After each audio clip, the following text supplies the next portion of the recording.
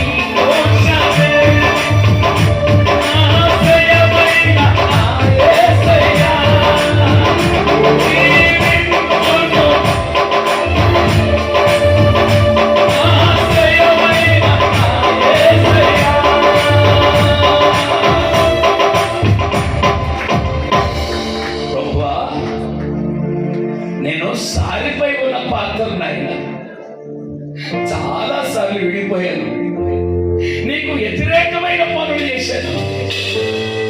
నీ ప్రేమ చాలా గొప్పది ఆయన. అనేక మంది మరణానికి వెళ్ళిపోయారు, అంతెందుకు కరోనా కాలంలో లక్షలాది మంది నేలను రాలిపోయారు.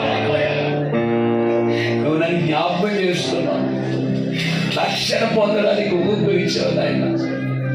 చిన్న చిన్న లోపాలే అనుకుంటున్నాను కానీ అది కూడా ప్రమాదమే అని చెప్పావు నాయన.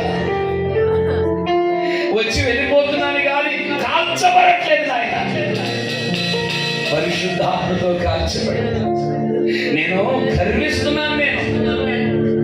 నేను బిందెలు కాదు కొండను, జాగ్రత్తగా ఉండకపోతే పగిలిపోతాను ఆయన.